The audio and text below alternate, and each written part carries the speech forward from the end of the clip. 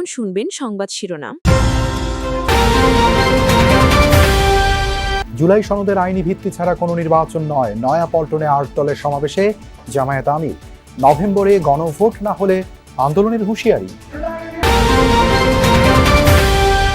ভারতে বসে অস্থিতিশীলতা তৈরির চেষ্টা করছেন শেখ হাসিনা, অভিযোগ মির্জা ফখরুলের। নোট অফ ডিসেন্ট সহ সনদ বাস্তবায়ন চায় বিএনপি। নাশকতা ঠেকাতে সন্দেহভাজন কাউকে দেখলেই গ্রেপ্তারের সিদ্ধান্ত। আটককৃতদের বেশিরভাগই নিষিদ্ধ আওয়ামী কর্মী। ময়মনসিংহে আগুনে প্রচারণায় পোস্টারে নিষেধাজ্ঞা রেখেই দল ও প্রার্থীর আচরণবিধির গেজেট প্রকাশ। মিশ্র প্রতিক্রিয়া দলগুলোর। ইসির সাথে সংলাপে তুলে ধরবে নানা দিক। এতক্ষণ দেখছিলেন সংবাদ শিরোনাম, এখন দেখবেন বিস্তারিত। জুলাই সনদ না মানলে ২৬ সালে কোনো নির্বাচন হবে না, এমন মন্তব্য করেছেন জামায়াতে ইসলামীর আমির ডাক্তার শফিকুর রহমান।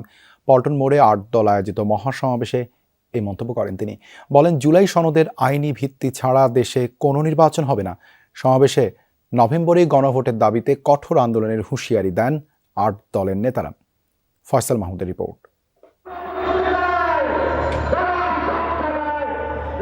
জামায়াতে ইসলামী সহ সমমনা ৮ দলের মহাসমাবেশ।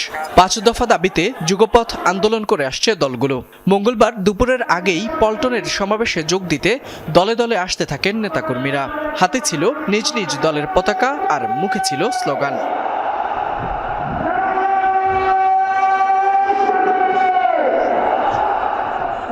সমাবেশস্থল পল্টন বিজয়নগর হলেও মানুষের ব্যাপ্তি ছাড়িয়ে যায় কাকরাইল প্রেস ক্লাব ও বাইতুল মোকাররমের উত্তর গেট সহ চারপাশে। সমাবেশে বক্তব্য রাখেন ইসলামী আন্দোলন, খেলাপথে মজলিস, জাকপা, খেলাপথ আন্দোলন, বাংলাদেশ খেলাপথ মজলিস, নিজামে ইসলাম পার্টি ও বাংলাদেশ ডেভেলপমেন্ট পার্টির নেতারা। বক্তারা বলেন, দেশে ৭২-এর বাকশালপন্থীদের আর কোনো জায়গা নেই। অতি দ্রুত জুলাই সনদের আইনি ভিত্তি দেওয়ার দাবি জানান তারা। অন্যথায় বিপ্লবীরা আবারও মাঠে নামার হুঁশিয়ারি দেন তারা। অভিযোগ করেন, সংবিধানে গণভোট নেই যারা বলেন তারা নতুন ফ্যাসিবাদ কায়েম করতে চান।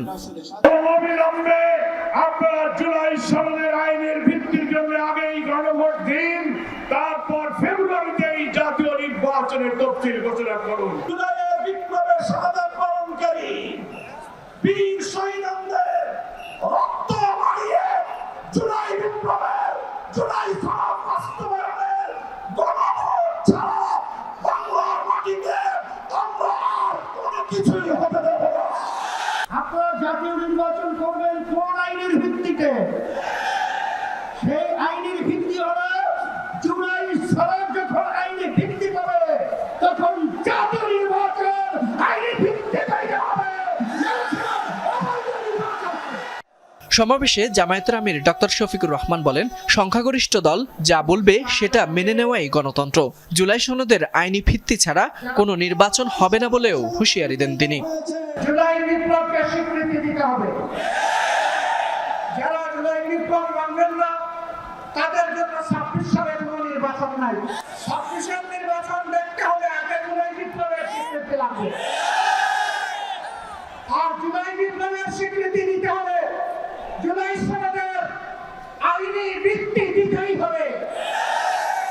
এই আইনি ভিত্তি ছাড়া কোন নির্বাচন অনুষ্ঠান হওয়ার কোনো সম্ভাবনা নেই। দাবি আদায়ে ৮ দলের নতুন কর্মসূচি শিগগিরই ঘোষণা হবে বলে জানান জামায়াতের আমির। রাজনৈতিক দলগুলোর মতানৈক্য এখনো কাটেনি। রাজপথে ফ্যাসিবাদ বিরোধী ঐক্যের বিভাজন দৃশ্যমান। এমন বাস্তবতায় আবারও নভেম্বরের মধ্যেই গণভোটের দাবিতে শক্তিমত্তার প্রদর্শন করল জামায়াত ইসলামী সহ ৮ দল। যে কোনো মূল্যে দাবি আদায়ের ঘোষণা দিয়ে আন্দোলন আরও তীব্রতর করার হুঁশিয়ারি দলগুলোর নেতাদের। শেখ হাসিনা ভারতে বসে গাড়ি পোড়ানো ও লকডাউনের ডাক দিয়ে দেশে অস্থিতিশীলতা তৈরির ষড়যন্ত্র করছে। দেশবিরোধী চক্রান্তের অভিযোগে তাকে আর দেশে ফিরতে দেওয়া হবে না বলে হুঁশিয়ারি দিয়েছেন বিএনপি মহাসচিব মির্জা ফখরুল ইসলাম আলমগীর। দুপুরে ঠাকুরগাঁয়ের সদর উপজেলার বড়গাঁও ইউনিয়নের লক্ষ্মীরহাট উচ্চ বিদ্যালয় মাঠে মতবিনিময় সভায় অংশ নেন তিনি। এ সময় বিএনপি মহাসচিব বলেন, শেখ হাসিনা একজন সন্ত্রাসী। তিনি অস্থিতিশীলতা তৈরি করে আবারও দেশে ফিরতে চান।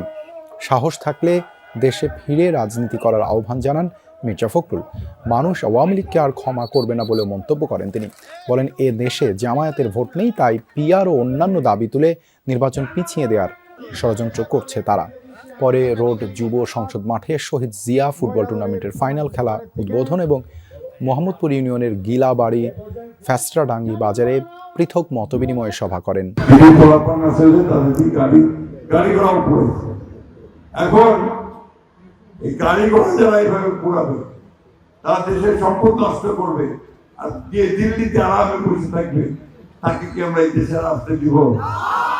আমার তুমি আসো, এই দেশের সামনে, জনগণের সামনে আসে রাজনীতি করো। যে দিল্লিতে বসে ওইখান থেকে দেশের সর্বনাশ আর করল না। স্বাক্ষরিত জুলাই সনদের বাইরে যে কোনো সিদ্ধান্তের দায় অন্তর্বর্তী সরকারের। নোট অফ ডিসেন্ট সহ সনদের বাইরে সরকারের কোনো সিদ্ধান্ত মানতে বাধ্য নয় স্বাক্ষরকারী কোনো দল। বিএনপির স্পষ্ট অবস্থান জানিয়েছে দলটির সর্বোচ্চ নীতি নির্ধারণী ফোরাম স্থায়ী কমিটি। গুলশানে চেয়ারপারসনের কার্যালয়ে সংবাদ সম্মেলনে স্থায়ী কমিটির সদস্য ডক্টর খন্দকার মোশাররফ হোসেন বলেন, যারা নির্বাচনে অংশ নিতে পারছে না তারাই নানাভাবে দেশে অশান্তি সৃষ্টি করছে। কোনো কোনো দল সনদের বাইরে অযৌক্তিক ও নতুন নতুন ইস্যু তৈরি করছে বলে মন্তব্য করেন স্থায়ী কমিটির আরেক সদস্য সালাউদ্দিন আহমদ। বিভিন্ন রাজনৈতিক দলের ভিন্নমত সংক্রান্ত নোট অব ডিসেন্ট সহ সংসদ ভবনের দক্ষিণ প্লাজায় জুলাই সনদ স্বাক্ষরিত হয় 17 অক্টোবর। এর 10 দিন পর 28 অক্টোবর সেই নোট অব ডিসেন্ট বাদ দিয়ে জুলাই সনদ বাস্তবায়ন প্রক্রিয়ার সুপারিশ চূড়ান্ত করে ঐকমত্য কমিশন।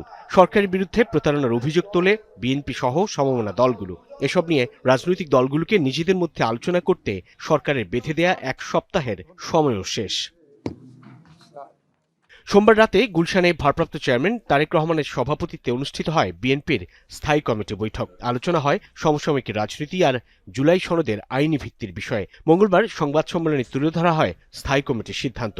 ডক্টর খন্দকার মোশাররফ হোসেন বলেন, জুলাই সনদ নিয়ে সরকারের কোনো কোনো উপদেষ্টার বক্তব্য বিভ্রান্তিকর এবং ঐকমত্য কমিশনে গৃহীত সিদ্ধান্ত অগ্রাহ্য করার শামিল। যে জুলাই জাতীয় সনদে উল্লেখিত বিষয়দের বাইরে সরকার কোনো সিদ্ধান্ত ঘোষণা করলে সনদের স্বাক্ষরকারী কোনো দলের জন্য তা মান্য করার বাধ্যবাধকতা থাকবে না। সেই ক্ষেত্রে সকল দায় দায়িত্ব সরকারের উপরই বর্তাবে। সেই নোট অফ ডিসেন্টগুলোর ক্ষেত্রে বলাও আছে সনদে যে দলগুলো যদি নির্বাচনী ইশতেহারে উল্লেখ করে জনগণের ম্যান্ডেট পায়, নোট অফ ডিসেন্টগুলো তারা সেইভাবে বাস্তবায়ন করতে পারবে। এখানে আমরা 100% একমত। এখনো আমরা সেই জায়গায় আছি এবং আমরা স্বাক্ষরিত সনদের বাইরে নাই। এখন এই স্বাক্ষরিত সনদের বাইরে গিয়ে কোনো রাজনৈতিক দল জুলাই সনদ বাস্তবায়নের জন্য যে অযৌক্তিক এবং নতুন নতুন ইস্যু করে যে আন্দোলন করছে, সেই ব্যাপারে তাদেরকে বক্তব্য প্রদান করতে পারেন। জাতীয় নির্বাচনের দিনই গণভোট আয়োজনের পক্ষে নিজেদের অবস্থান তুলে ধরে বিএনপি। জুলাই সনদের আইনি ভিত্তি প্রসঙ্গে নেতারা বলেন, রাষ্ট্রপতির অধ্যাদেশ ছাড়া আদেশ জারির কোনো সুযোগ নেই। একমাত্র অধ্যাদেশ প্রণয়ন করা ছাড়া রাষ্ট্রপতির অন্য কোনোভাবে আইন প্রণয়ন করা